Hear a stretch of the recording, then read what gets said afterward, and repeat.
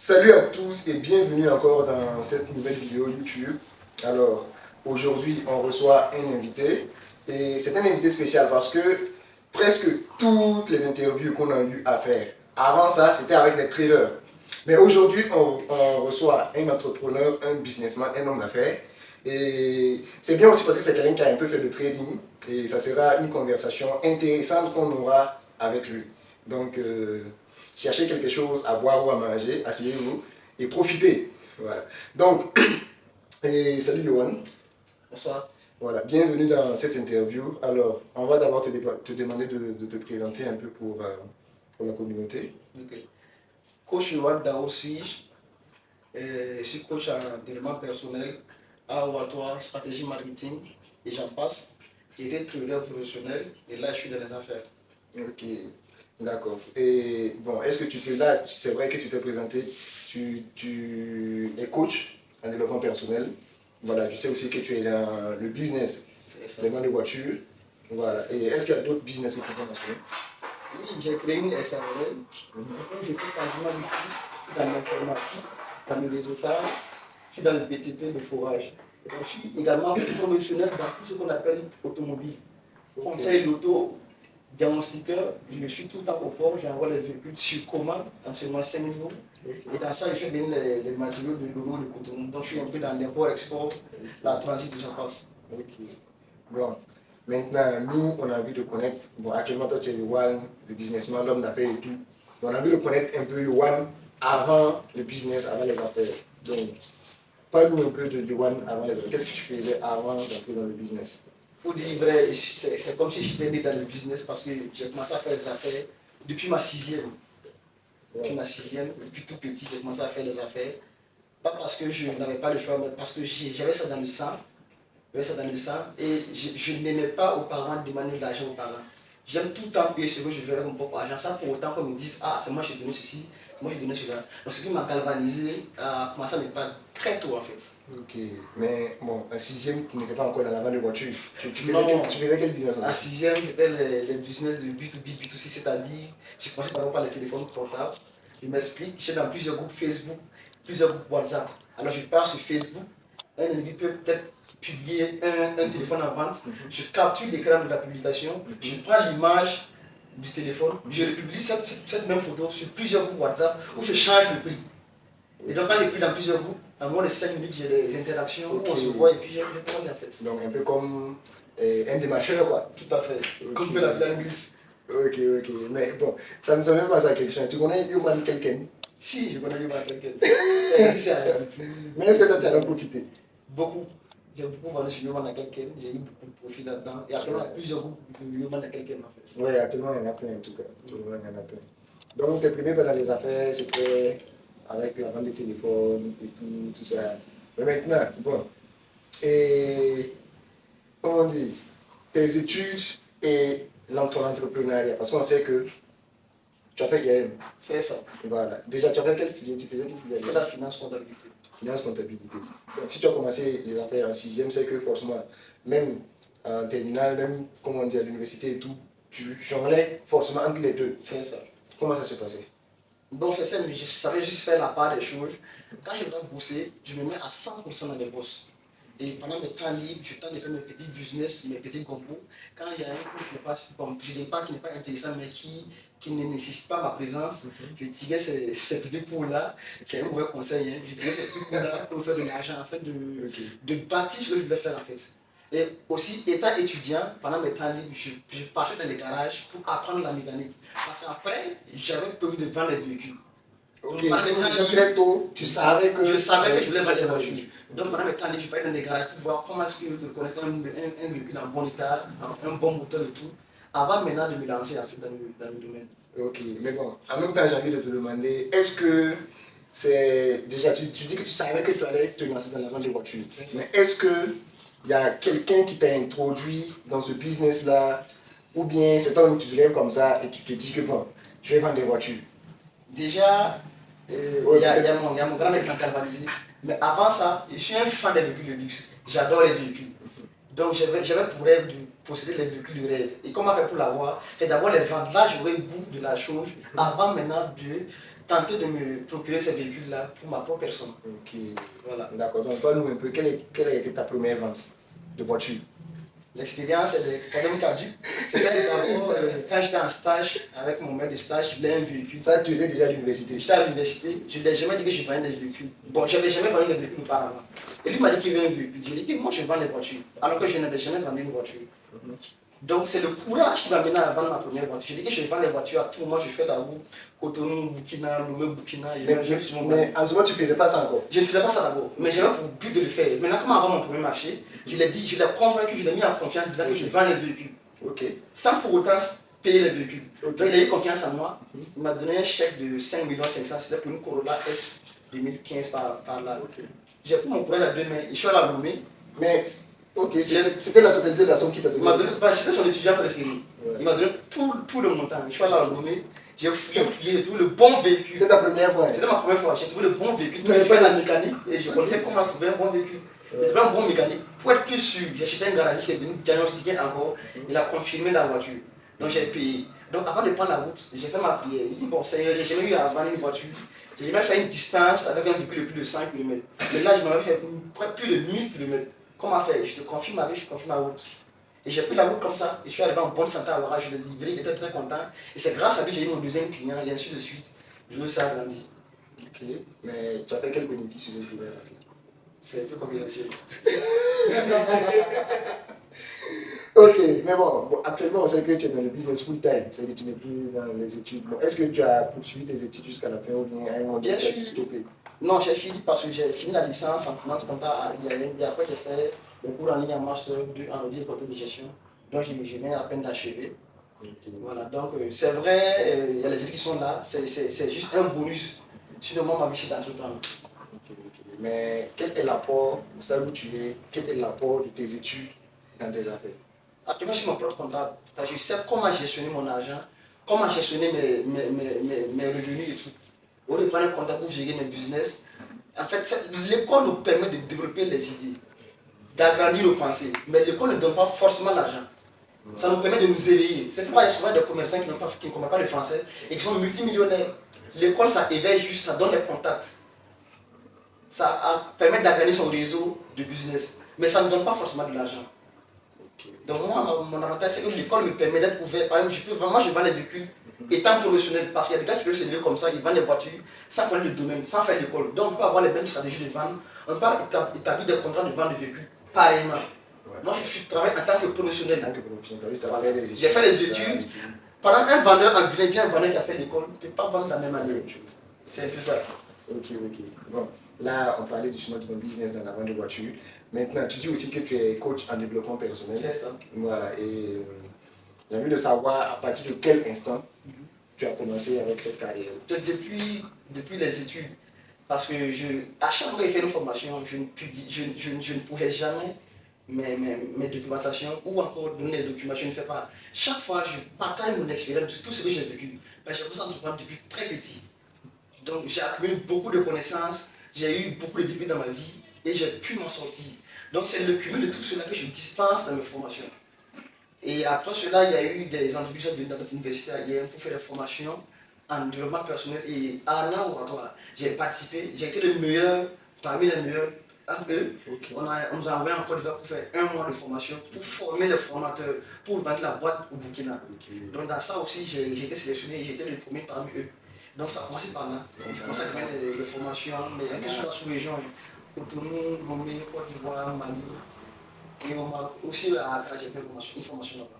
Ok, mais c'est des formations, c'est toi qui organise ou bien... Si c'est moi qui organise, mais par exemple pour le Maroc, on a organisé, je suis venu, j'ai juste une dispensation dans le pays. Des partenaires qui organisent. Également au Mali, c'est qu'ils ont organisé, je suis allé former, ils m'ont payé. C'est ça.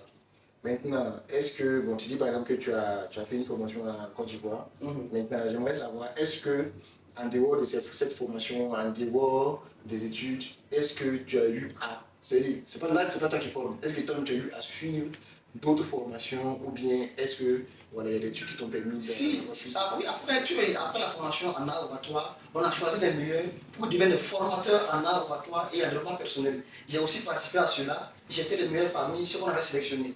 Donc, à part ça, si j'entends que vraiment qu'il y a une formation en ceci ou en cela, ou il y a une conférence, je vais toujours participer pour me faire un réseau de contacts. Voilà. D'accord. Bon. Maintenant, on va parler un peu plus du développement personnel. Bon, on sait que dans le développement personnel, bon, forcément, il y a des livres qui entrent en jeu. C'est ça. Bon, j'aimerais savoir, est-ce que tu es un fan de lecture? Je ne suis pas un fan de lecture. Mais je conseille à tout le monde de lire.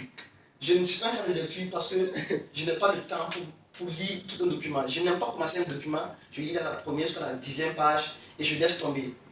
C'est mieux de se concentrer à 100% lire un livre, mémoriser, faire son résumé et puis vivre avec. Mais par contre, moi, je n'ai quasiment pas le temps, je suis tout en voyage, Lomé, Cotonou et tout.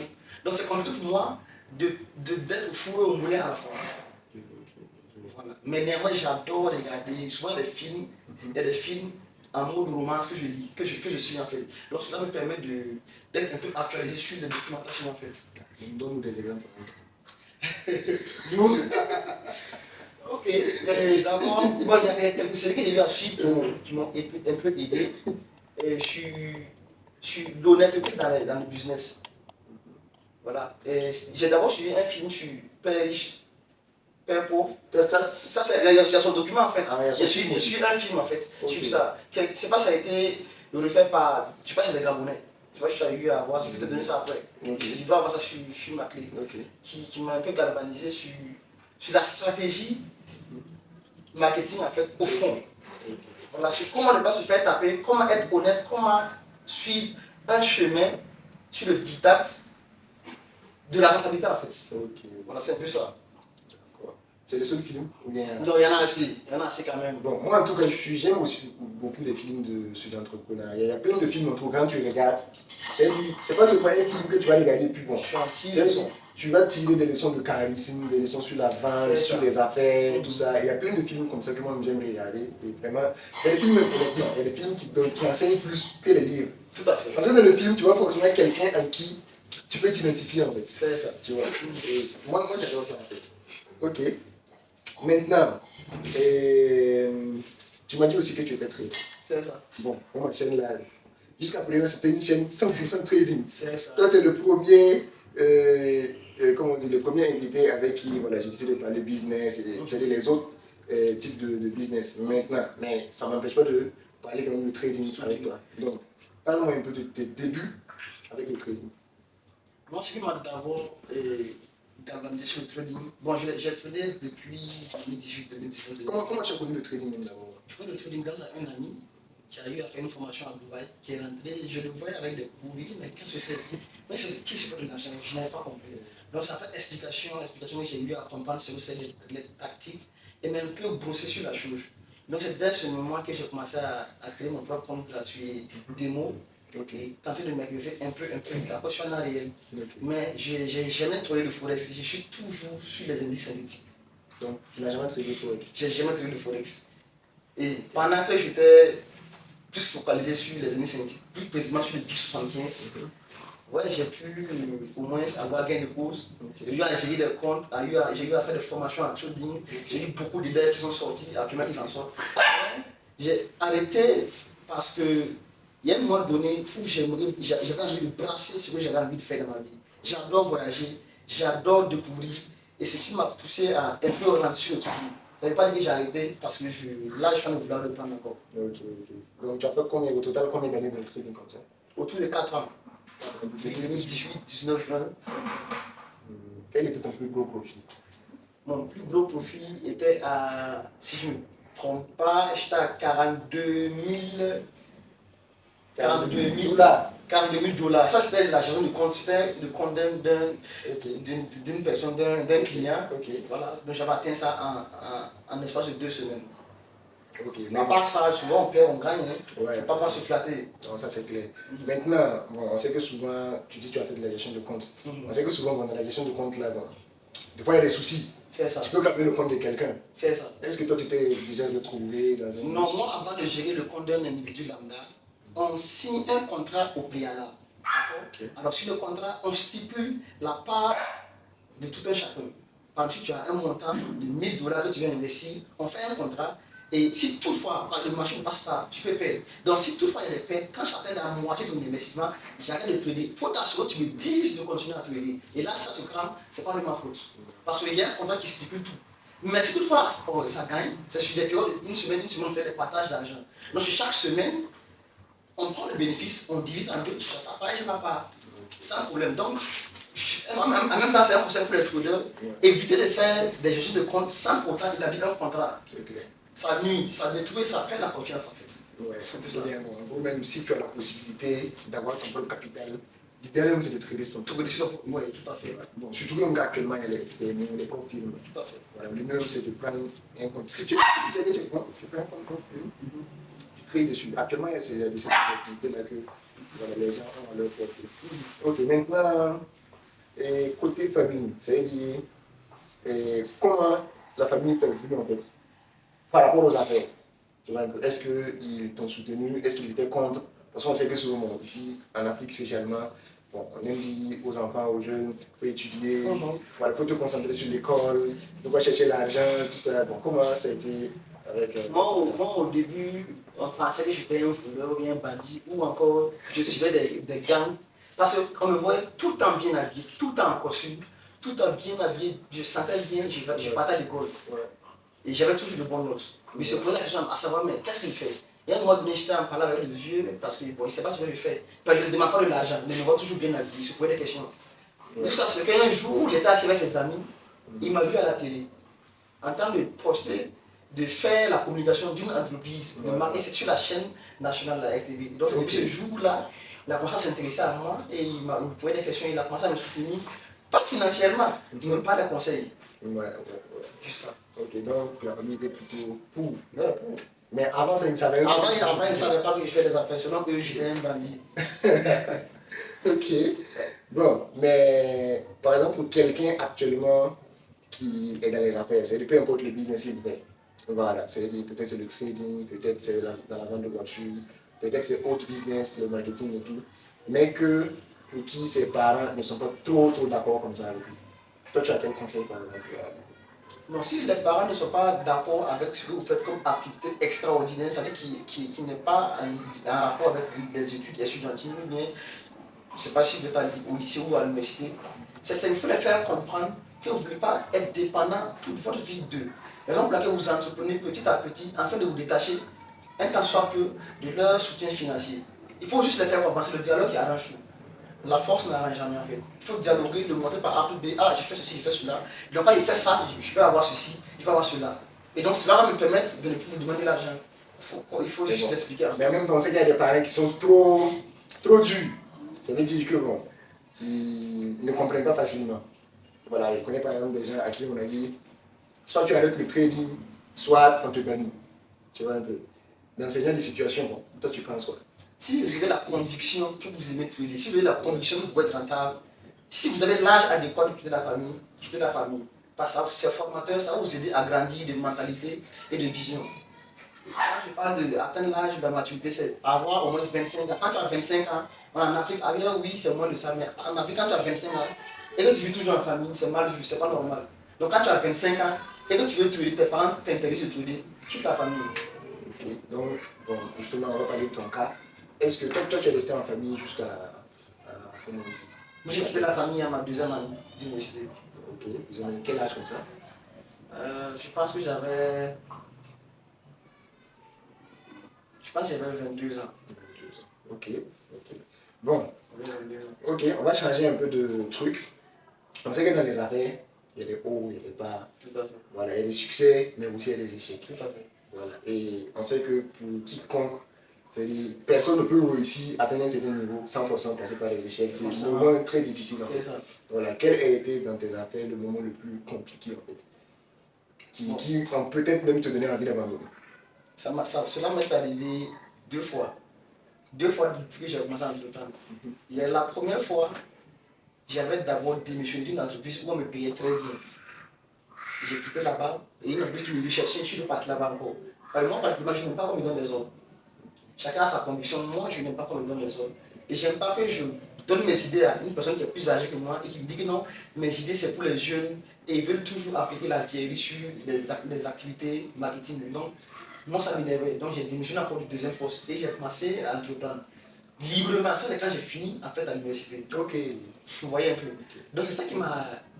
À cette période où j'ai démissionné, j'ai eu une galère terrible. C'était la première fois que j'ai eu vraiment une galère atroce où j'avais même pas d'argent pour mettre l'essence dans ma moto.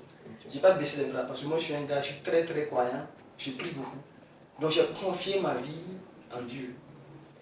Je n'ai pas cité une religion, j'ai confié ma vie à Dieu, je l'ai démédé, puis voilà. Même pas un mois, les enfants ont commencé à redémarrer. Et j'ai d'abord commencé par la location d'argent lourd. J'avais une entreprise que j'avais un contrat avec eux. Donc tout ce qui concernait leur fourniture de concassé granit, de sable, de location d'argent lourd, il passait par moi. Donc c'est avec celui-là j'ai commencé à évoluer, m'installer, déposer. Je suis lancé encore dans les véhicules. Et en fait, je suis un chasseur d'opportunités. Tout ce qu'on appelle l'entrepreneuriat, tout ce qui est rentable, je suis dedans. Ben, je suis dans tout, pour tout et sur tout. Tout ce qui est légal, je suis dedans. Voilà. Donc je n'ai pas un domaine spécifique fixe. Mais comme activité de base, actuellement, je vends les véhicules en tant que professionnel.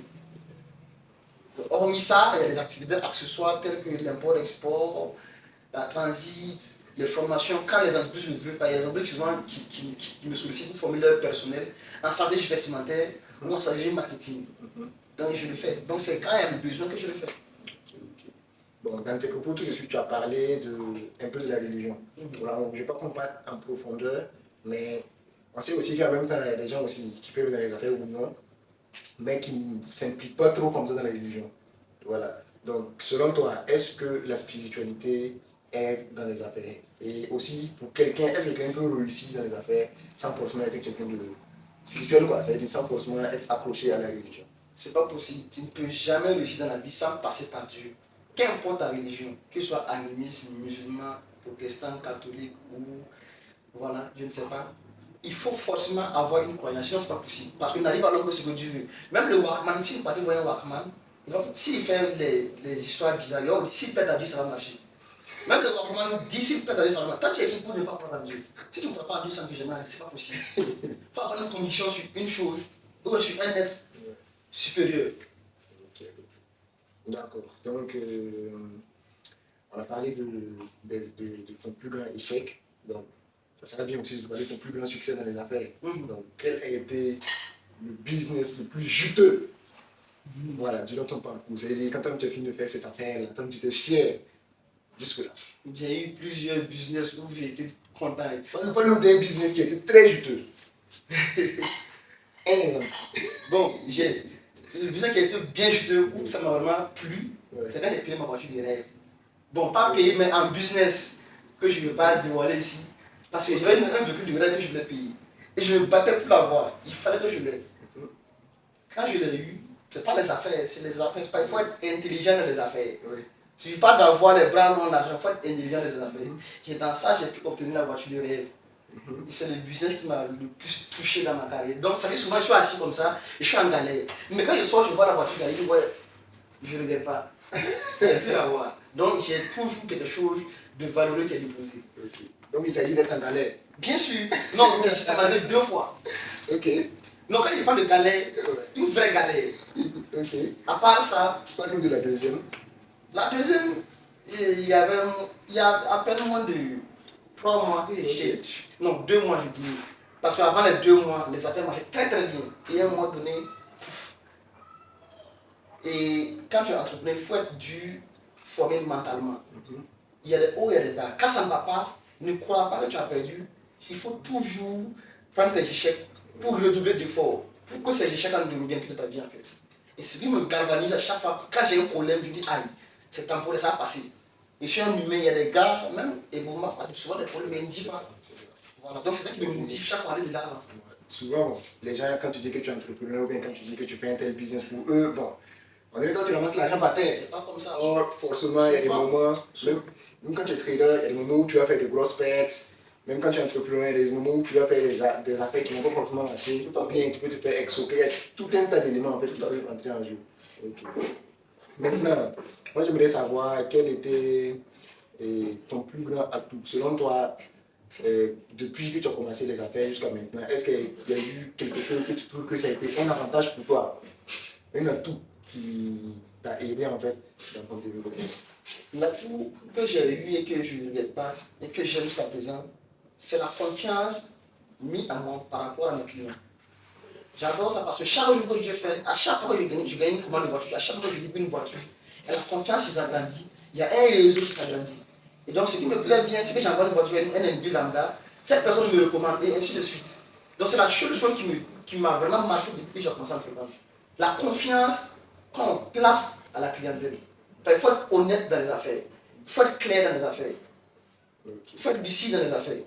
Donc moi je suis comme ça, donc ça me galvanise d'avoir plus de contacts et ça m'aide en fait. Ok, donc tu arrives à gagner, tu arrives facilement à gagner la confiance des gens et tout. Non, pas par la parole, mais par les preuves. Ok. Je dis, j'envoie un véhicule dans l'honnêteté, je dis, je t'envoie un truc comme ça, je t'envoie comme ça, quand ça vient, ça dépasse tes rêves et donc tu es plus content en fait. D'accord. Mais bon, par exemple, là, ça va être une question extra. Par exemple, pour quelqu'un qui veut acheter une voiture. Là, je ne parle pas de quelqu'un qui veut vendre. Quelqu'un qui veut acheter une voiture. Quel conseil toi tu peux donner à quelqu'un qui veut acheter une voiture? Pour une personne qui veut acheter une voiture, je ne sais pas si c'est avec moi ou c'est une personne, mais ne dites jamais à votre fournisseur d'aller au port et lui dire cherche-moi telle couleur. Ça nuit. Parce que je vous donne un exemple. Vous dites, vous voulez une Yaris berline de couleur chocolat par exemple.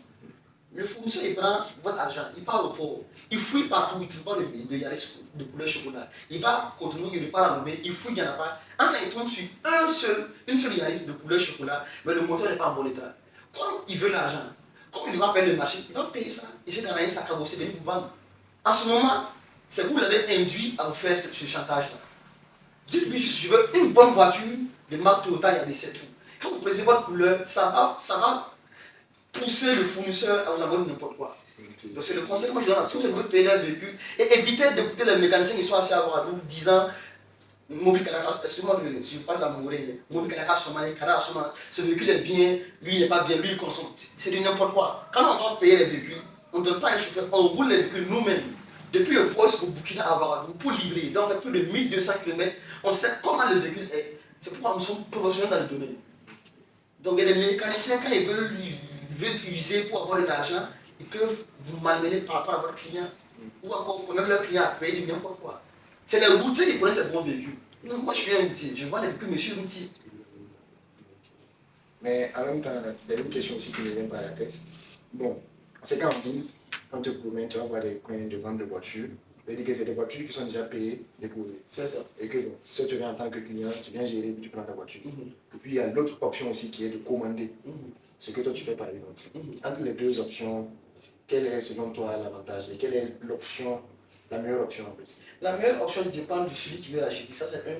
Deuxièmement, je ne vais pas gâter le marché de ceux qui déposent des véhicules ici. Mais il faut savoir que souvent, il y a des véhicules, des gars partent au port, ils payent des véhicules qui sont déjà caboussés, qui sont gâtés, ils payent, ils arrangent, ils mettent ça au top, ils viennent déposer à Ouagadougou, ils vendent. Toi qui es le client là-bas, tu viens voir la voiture, elle est déposée jolie. Tu ne peux pas savoir que c'est un problème, donc tu vas l'acheter.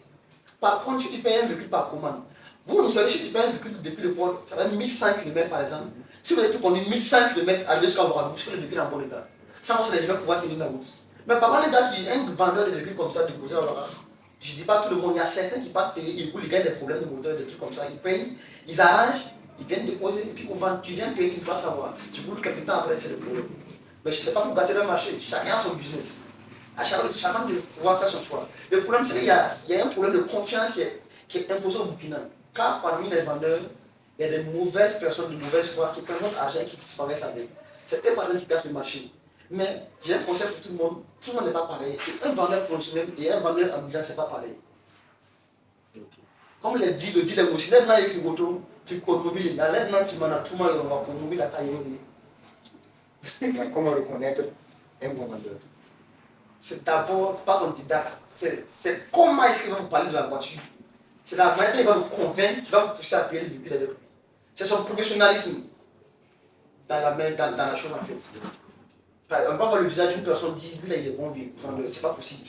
C'est de voir son côté. Quand tu parles avec une personne, s'il ment, tu sais. Quand il parle sérieusement, tu sais. Pas de souci. Donc, on va avancer avec la prochaine question. Maintenant, moi, j'aimerais savoir, bon, forcément, tu as un cercle amical et tout. Quel était l'apport de, comment on dit, de ton entourage? Là, si je parle plus de ta famille, je parle comment on dit, ton cercle amical, quel était l'apport des amis dans le business. Et encore, s'il y a eu des inconvénients aussi, tu peux Le problème au Burkina, c'est que ceux dont tu appelles amis, là, ces mêmes personnes ne sont pas prêtes pour toi dans tes business. Parce que je ne sais pas pourquoi, mais il y a une certaine sorte de jalousie qui est créée en eux. Ils ne veulent pas te voir développer. Moi, pour dire clairement, sur 100% de mes marchés, au moins 95% de mes marchés que je gagne, ce n'est pas les inconnus. Lui, il a payé avec moi, il est content, il me recommande, et ainsi de suite. Mes propres amis, même là, souvent, leur porte-monnaie, eux, ils veulent payer les véhicules, ils ne paient pas avec moi. Ils vont payer ailleurs, je ne sais pas pourquoi. Donc il ne faut jamais avoir confiance, bon, ou il ne faut jamais croire que ton ami peut t'aider à réussir dans la vie. Il faut se battre seul, il faut dans ce qu'il se décide de t'aider. Mais il ne faut jamais attendre quelque chose de ton ami. Ok.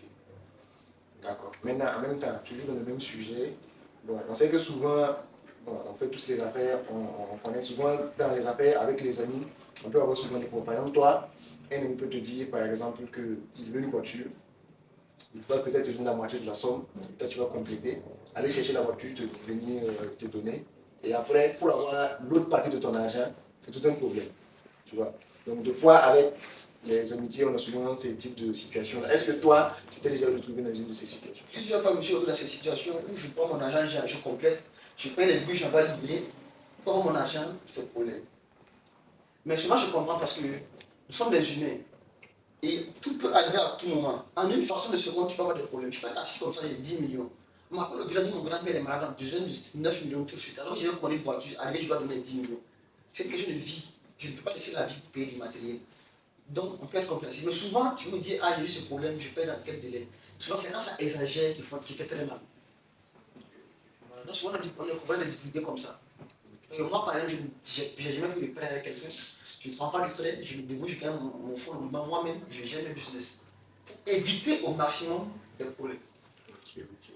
Bon, on a parlé des amis, donc forcément, et on est jeunes, et on parle, c'est que la majorité de ceux qui nous suivent, c'est des jeunes, et les différentes relations avec les filles. Bon, on va dire relations amoureuses un peu. Je sais que tu as ton compte TikTok où tu ne laisses pas les filles, tu les attaques tout le temps. Maintenant, pour un jeune qui est dans les affaires, quel conseil toi tu vas lui donner pour la gestion de ses affaires et en même temps la gestion de ses relations amoureuses? Moi, c'est important en fait. Pour un jeune qui évolue dans l'entrepreneuriat, le conseil tu et phare que je peux te donner, c'est d'avoir une seule petite amie. Une seule petite amie, cela va lui permettre d'être éveillé dans ses business. C'est-à-dire quand tu as plusieurs goûts, souvent tu veux écrire à celle-là, tu veux écrire à celle-là, tu veux répondre à celle-là, tu vas faire appel les vidéos à celle-là. Ça mélange tout, ça veut dire que tu perds le temps. Comme c'est des affaires. Tu perds du temps, tu perds de l'argent, tu perds de l'énergie. Et puis le fait de coucher des filles au hasard, tu partages ta chance. Et si tu es une fille qui n'a pas de bonne chance, elle va te transmettre tous ces malheurs en fait. Et ça gâte tes affaires. Soit tu es seul, soit tu trouves une compagne qui va t'aider dans ce que tu fais. Une seule. Une seule. Tu peux avoir des amis voilà, qui peuvent donner des conseils ou souvent sortir bon, mais une seule petite amie. Il faut dans ce cas, je déconne et que vous cherchez une autre, mais ne sortez pas être deux à la fois. Ça, c'est le conseil que je peux donner. D'accord. Maintenant, bon, à parler, on parle uniquement des garçons, comme si c'était les garçons seulement qui faisaient les affaires. Donc, parlons un peu de filles quand même. Voilà. Quel conseil tu donnes à une fille qui a envie de se lancer dans les affaires? Peu importe le business. Pour les filles, c'est très facile et très aisé de se développer dans l'entrepreneuriat parce que, comme quoi, on ne peut jamais dire que le garçon est cool. Le garçon, en griffe, est bête. Devant une femme, une charmante demoiselle, on devient comme un animal, comme un chien qui. Voilà. C'est des exemples, voilà, c'est des hypothèses. Donc, ne croyez pas c'est forcément ça. C'est bien pour les femmes, mais ce qui est un peu compliqué, c'est qu'il y a des hommes qui veulent souvent soudoyer les dames avant de les octroyer des machines, ce qui n'est pas bien. Donc il faut être une femme de principe. Quand vous êtes en couple, vous faites des affaires, respectez votre homme. Évitez de vous pavaner de manière ludique sur les réseaux sociaux. Ça ne sert pas. Si vous devez dire à votre homme et que vous pavanez sur les réseaux sociaux de manière ludique, où vous montrez vos fesses et vos seins, vous voulez montrer quoi à qui? Ou bien vous voulez prouver quoi à qui? Ou bien vous voulez des audiences avec quel homme pour faire quoi? Vous voulez dire à votre homme qui est là. Si vous faites un business, consacrez-vous sur votre business, publiez vos articles, cherchez vos clients et c'est fini. Ça se limite à ça. mais chercher des clients, en même temps s'exhiber sur les réseaux, c'est de n'importe quoi. Ok, ça veut pas diminuer. C'est clair. Maintenant, si toi tu devais recommencer, et reprendre tes affaires depuis le début, quelle erreur tu allais changer, quelle erreur que tu as commise, tu n'allais plus et que tu n'allais plus commettre. Le long timing que j'ai fait à l'école. Donc si tu devais commencer, tu allais Si je devais recommencer à zéro, dès que je gagne mon BPC, je vais faire en même temps la technique pratique. Parce que après le BPC, moi j'ai fait la comptabilité.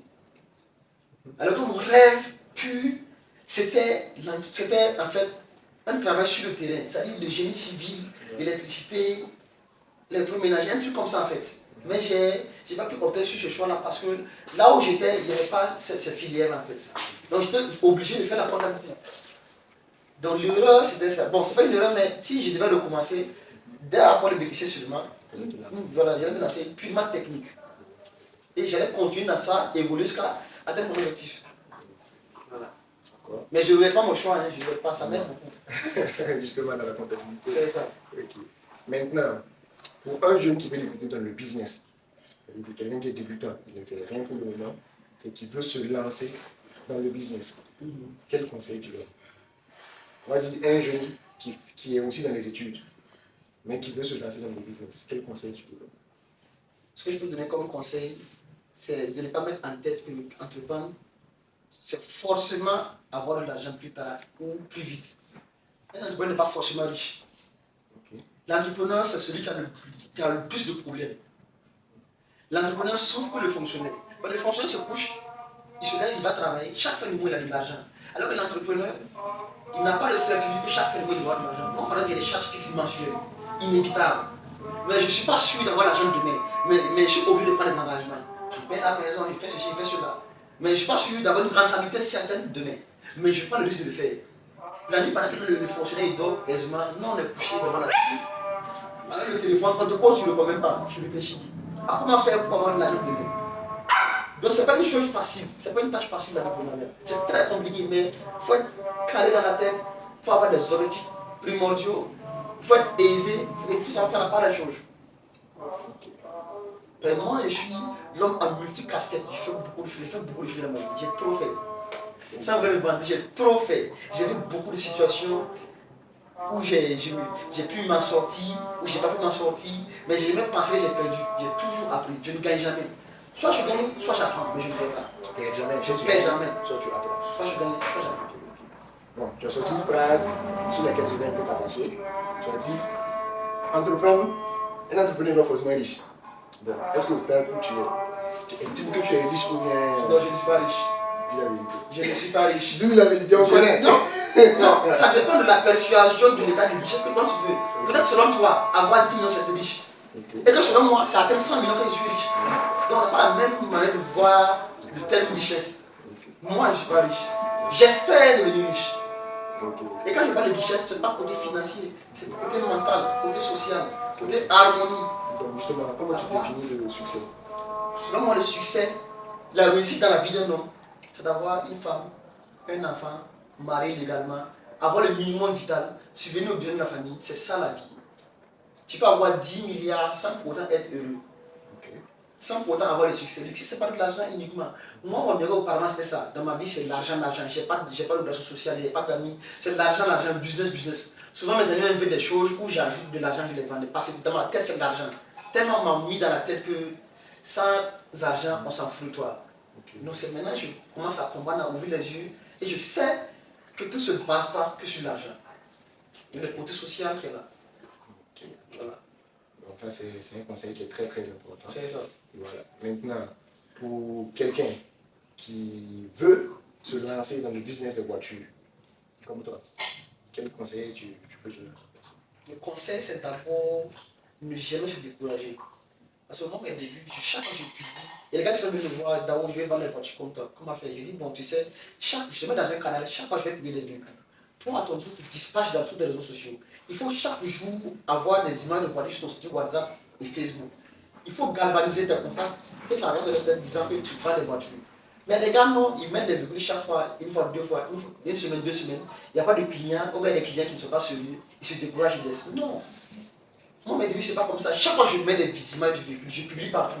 Et ça fait 1 mois, 2 mois, 3 mois, zéro. Des mois, zéro. Jusqu'à ce que je gagne mon premier client. Et c'est le premier client qui m'a ouvert la porte. Donc on ne se décourage jamais. Mais avant toute chose, il faut que tu partes apprendre d'abord qu'est-ce que c'est que la voiture. Pourquoi la voiture et comment la voiture. Ok, donc on sait qu'aujourd'hui, l'entrepreneuriat, c'est vaste. Voilà, il y a plusieurs domaines dans lesquels les gens peuvent se lancer. On a un jeune qui veut se lancer dans l'entrepreneuriat aujourd'hui. À part le business de vente de voiture, quel business toi tu conseilles aux gens?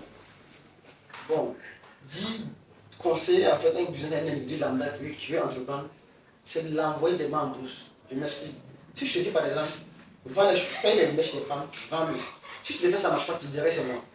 Donc c'est mieux pour la personne en question de s'asseoir et dire, ben, je suis bon dans quel domaine. Tu vois que je suis aisé quand je parle, moi je suis bon dans les réseaux sociaux. Et en fonction de ça, tu peux créer ton business. Mais dire à une personne, donne-moi un business pour que je le fasse, ça ne va jamais marcher en fait. Il faut que ce soit un business de ton choix, où tu serais aisé de le faire. Et à ce moment, ça peut marcher en fait. Est-ce que toi tu vois trois domaines d'activité qui sont très très porteurs, quoi, c'est-à-dire qui, voilà, qui ont un taux de succès qui est quand même élevé? Trois domaines que toi tu vois. L'agronomie, l'élevage et l'import-export. L'élevage. C'est que dans l'élevage, c'est pas facile, Il mais y a beaucoup de personnes qui sont dedans. C'est ça, je dis, avant de faire une chose, avant de faire mener une activité, il faut d'abord s'imprégner bien dans la chose, se former dans la chose avant de s'aventurer. Tu te lèves aujourd'hui, tu vas payer 5 pour le tuer. C'est pas au hasard. Il faut apprendre à savoir s'il a ça, il a telle maladie, mais quand il marche comme ça veut dire qu'il a quoi? Comment je peux faire pour le soigner? Il a mal à la tête, c'est un exemple. Comment faire pour le guérir? Il faut avoir toutes ces astuces-là avant de commencer à se lancer dans l'élevage. Je ne peux pas se lever comme ça, dire voilà, je vais élever. C'est pas comme ça. peu importe dans le business. Qu'importe le business que vous voulez faire, il faut connaître d'abord le business. Business. Les aléas, les atouts, les aléas, tout et tout avant de se lancer. Là, c'est un problème, tu vas savoir comment pallier à ce problème-là. Ok. Ça me rappelle par exemple une interview que je suivais de Aliko Dangote. Et il donnait le même conseil. Il disait que peu importe le domaine dans lequel tu veux te lancer, tu dois connaître le domaine de A à Z. Tout à fait. Et il disait par exemple que lui, par exemple, il est dans la cimenterie, que quand on le réveille, peu importe l'heure à laquelle de la nuit, et qu'on lui pose une question sur un composant de ciment ou quoi que ce soit, il va te répondre honnêtement. C'est comme toi, par exemple, dans les voitures. Tu as fait la mécanique, tu connais les voitures, et ça te permet de mieux convaincre le client et tout. En fait. Donc, peu importe le business dans lequel tu es, il faut tout faire pour avoir le maximum de connaissances possibles dans le business en question. Ok. Bon, parlons un peu de l'avenir. Qu'est-ce que l'avenir nous réserve? Quels sont les projets à venir, À long terme. l'entreprise à lancer? C'est quoi? Qu'est-ce que tu prévois Pour l'avenir, j'espère me marier, parce que je ne suis pas marié, j'espère me marier, fonder ma famille. Et pour un avenir un peu, pas lointain, mais un peu lointain quand même, j'aspire peut-être apprendre un temps soit peu les règles du pays. Je me dis encore beaucoup de choses dans la vie. Beaucoup de choses qu'on a subies étant jeune, beaucoup de choses que nos parents ont subies qui ne sont pas normales, qui ne sont pas bien et qui mettent le pays en retard. Et comment pallier à cela? Chaque fois se lever derrière les téléphones, les écrans, parler, insulter le gouvernement, ça ne sert pas. C'est mieux de se battre, atteindre ce niveau-là et changer les choses. Donc c'est un avenir pas trop proche, mais on verra. Tu veux te lancer dans la politique? Pas la politique, parce que de nos jours, on peut être président sans faire la politique. Il faut tout faire pour avoir ton bon réseau, ton bon cercle, et ça peut aller. Sinon, de base, je suis apolitique. Je ne fais pas la politique. Donc, bon, ça, tu te vois dans l'avenir faire peut-être de la politique ou quelque chose comme ça. Mais écoutez business, qu'est-ce que tu vois? Quel projet entrepreneurial tu comptes lancer? Voilà. Même bon, dans la vente de voitures, quelle amélioration? C'est-à-dire, projet impactant quoi. Effectivement, j'ai un projet de très grande envergure qui n'existe pas d'abord au Burkina, même pas en Afrique francophone, que je veux réaliser au Burkina. Mais cela implique beaucoup de moyens. Mais cela est lié à l'automobile. Okay. Mais dire son projet comme ça, vous savez de quoi je parle. Okay. Mais c'est un projet de très grande envergure. Parce qu'aujourd'hui, pour avoir un financement avec une personne lambda pour son projet, c'est un peu compliqué. Raison pour laquelle je ne suis jamais allé vers une structure lambda ou un individu personnel comme ça dit ah, j'ai besoin de ceci pour faire cela. Je n'ai jamais fait ça. Je me débrouille tout le temps avec mes fonds propres. Okay. Donc pour ce projet, je vais tout faire pour mon fonds propre et la réaliser. Super. Donc, je te souhaite bon vent. Merci bien. Maintenant, pour quelqu'un qui veut une voiture avec toi, comment entrer en contact avec toi? Ok, je suis joignable au plus 226 76 14 72 27, c'est mon numéro Orange.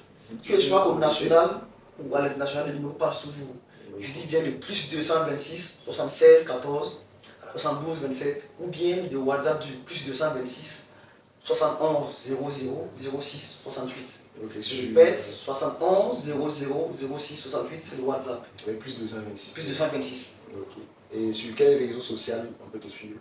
Je suis beaucoup suivi sur TikTok, où le nom sur TikTok c'est Coach Yohan Dao. Ok. Encore sur Facebook, où j'ai une page personnelle nommée Alassane Dao. Ok. Mon compte c'est Yohan Dao. J'ai ma page de vente de véhicules qui est BAB Automobile, Biggest Innovative African Business, c'est le nom de ma structure. Et c'est une SARL que j'ai créée, je paie les impôts. Donc pour avoir confiance en moi sur tous vos commandes de business, pas que sur les véhicules, ben, il y a une page qui est sur Facebook où je parle un peu de tout ce que je fais. Donc BAB SARL, c'est une page sur Facebook. Il y a Africa Business Export Amers qui était ma première entreprise que j'ai créée il y a longtemps, où je fais des formations en cuisine. Je suis très bon en cuisine. Je formais des gens en cuisine, les vacances, 2 à 3 sessions de formation. Voilà. Donc tu continues de faire la formation cuisine? Oui, souvent quand j'ai le temps, je le fais. Ok, d'accord. Bon, quand tu lances une formation, on va partager. Il n'y a pas de souci. Ok. Et bon, dans tous les cas, on mettra tous les contacts dans la description. C'est ça. Voilà, je mettrai aussi les contacts voilà, en haut de la vidéo ici. Mm. Et ton mot de fin?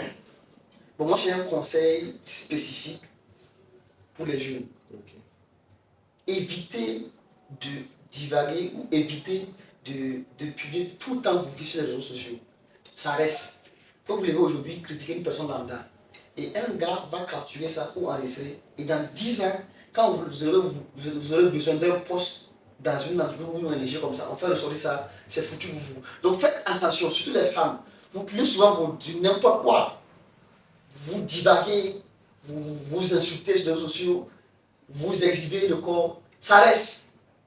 Imagine on prend ta photo où tu mettais du monnaie tes fesses. On capture ça, dans 20 ans, on a ton avatar, ta maman était comme ça. Ça te fait plaisir. Donc, il faut faire attention, les réseaux sociaux, c'est fait pour se faire de l'argent.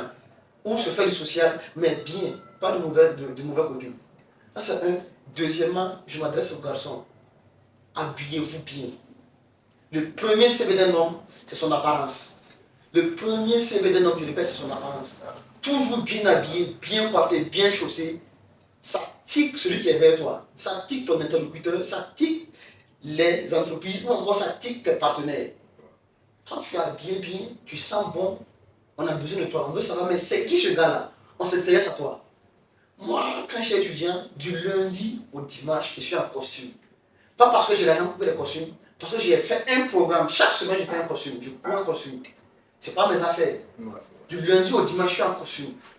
Pas parce que je fais le malin, parce que je veux me poser. Quand je suis en costume, je suis aisé. Je parle bien sans tituber.